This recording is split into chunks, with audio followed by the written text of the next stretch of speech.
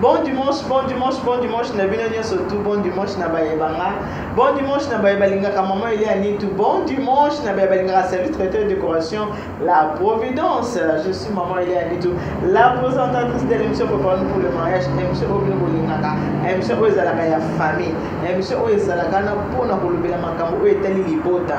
Alors libota ndenge za boye famille po ezala tango nzamba saki mokili asali banzete asali bibole asali makambo no sata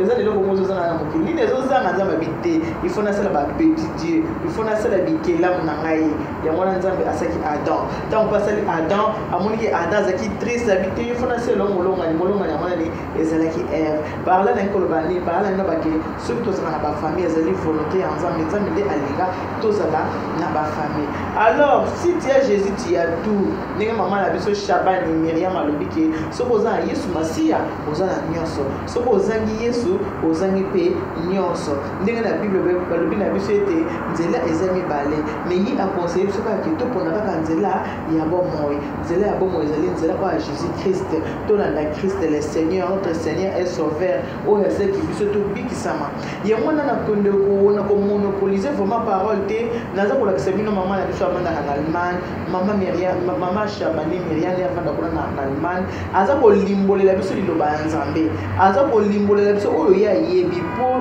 nzambe apesi mutu na mutu ba apesa mutu na mutu. Comment je peux dire ça? Et le communion atina kati ya mutu nyonso eloko moko boye alors so zali ko nezala ko bouillonner na kati na yo za posa fosa nini eloko na la kisana bako ba yebite ba ko boye bango ya mwana mama ya biso za ko lobela biso boye si tu es Jésus tu as tout. So ko kena na YouTube obeti si tu as Jésus tu as tout okumwa mama ya biso ndenge ni aza ko limbola biso bilo banza alors na ke ko tika bila na mama ya biso mama Shabani mama Myriam alimbola biso mateya ya lelo natiki bilo na ye botala. Si tu as Jésus tu as tout. Si tu n'as pas Jésus tu n'as rien. Donc il faut faire un choix d'avoir Jésus-Christ de Nazareth qui est notre Seigneur et Sauveur. Maman Myriam, à vous.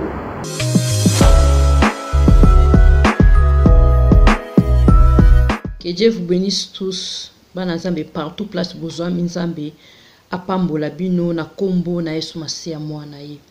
Si tu as Jésus tu as tout. Soko zana Yesu Masia ozana nyonso tango zangi Yesu Masia ozangi pe nyonso na bomoi na yo parce que Yesu Masia aza nyonso ya mutuya na bomoi ya mokili mobimba.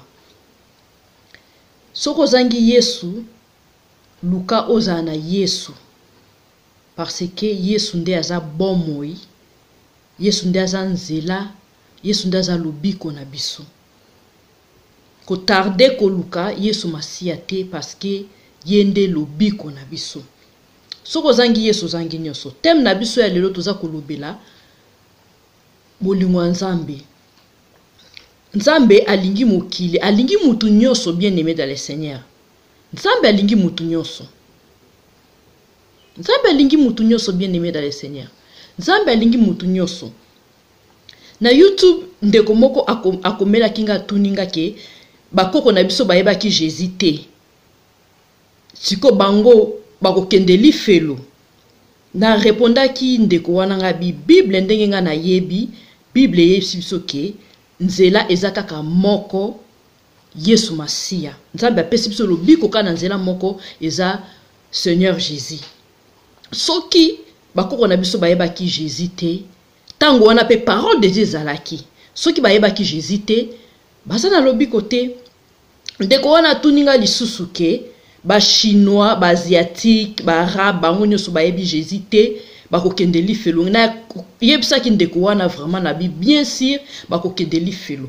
Parce que ba asiatique baza na ba oyo ba reconnaître Jésus qui est Christ et sauveur na bango baza sauvé na deza na ba oyo pe ba boy na bango ko reconnaître Jésus comme Christ et sauveur baza na lobi côté ka bindenge moko biso pe ba noir batu mingi ba boy ko reconnaître Jésus baza na lobi côté o nyoso ko reconnaître Jésus te qui aza Christ et sauveur bien aimé dans le Seigneur aza na lobi côté parce que nzela ezaka ka moko tokotanga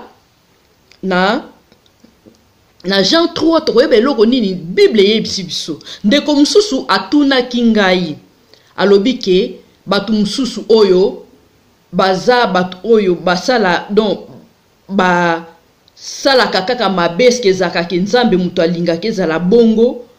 Non, nzambe alingi mutu nyonso mokili mobimba na bolingo moko, parce que Bible yesi biso ke nzambe atindaki Yesu Masiya kokufa pona mokili eza biso nyonso oyo toza na planète terre.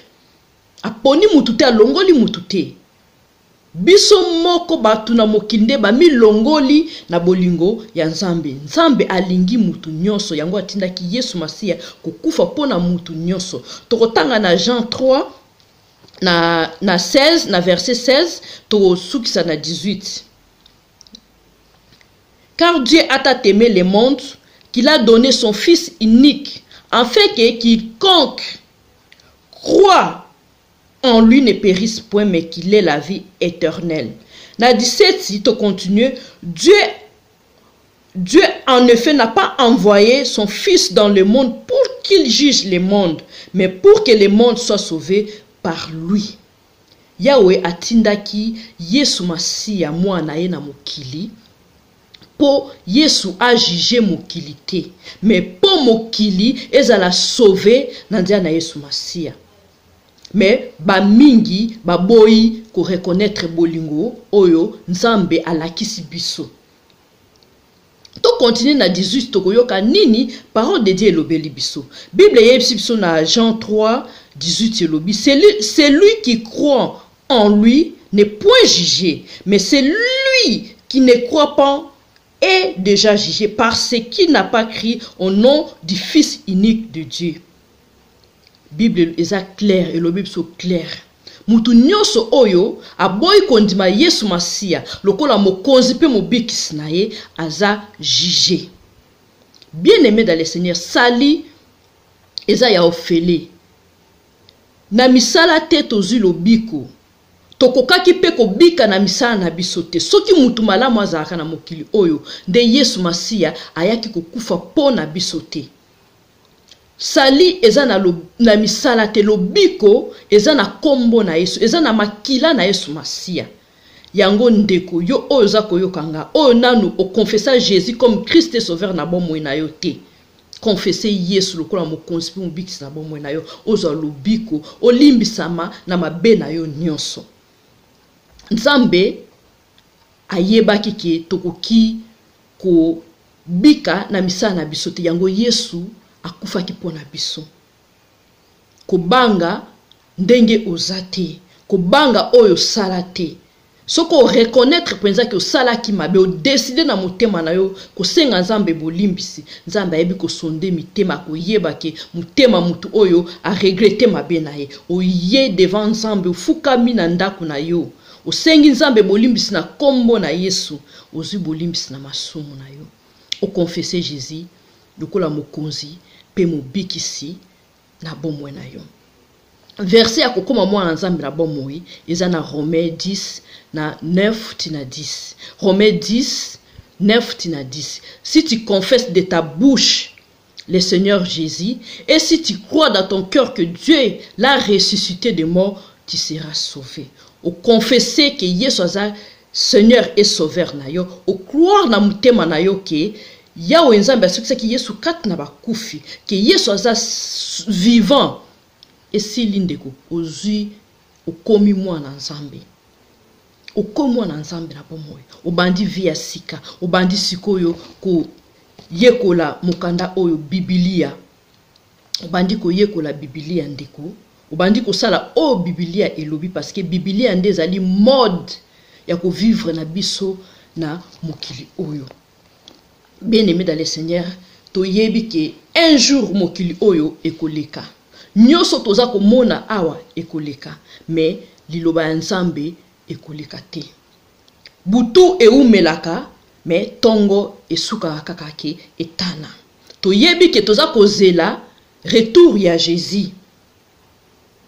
Liwa pe ekoki kozwa biso lelo kozela lobi te, parce que lobi eza ya yo te lelo eza yo tango yoki message soki na no confesser Yesu Masiya lokola mokonzi pe mobikisi te salelango koluka bishop te koluka pasteur te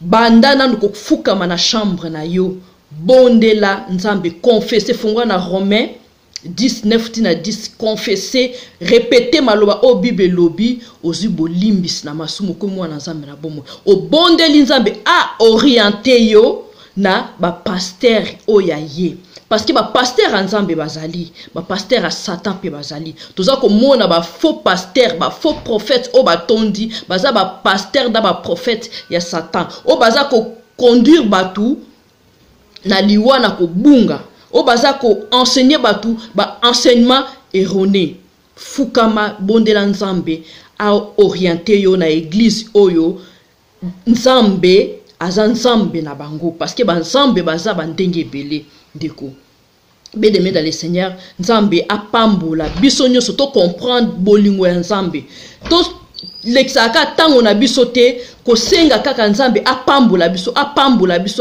ko pambola meza bien mais to luka oyo ezali motuya na miso na nzambe ko tambola na vie oyo nzambe alingi biso moko to kokoka ko tosa maloba nzambe te bien aimé dans le Seigneur to fuka maka na ba chambre na biso to senga nzambe lisungi ke nzambe na lingi ko vivre lisusu pona nga moko te Yawe na lingi ko vivre pona yo parce que yo olinga ngai tango nazalaki na mutu na masumu Yawe edenga na vivre ndenge yo olingi bien aimé dans le Seigneur okoki ko changer na makasi na yo moko te oko changer kaka ndenge ozwaki lobiko na ngolu ndenge pe oko changer na ngolu senga lobiko et senga pardon ngolu et pas nzambe ke a changer yo a aider yo o changer oko changer ko banga te ke kuna eza pasi nzambe makambu neza pasi miboko ko tosembe ko nzambe pasi eza pasi te ndeko na puissance ya nzambe nde to changeaka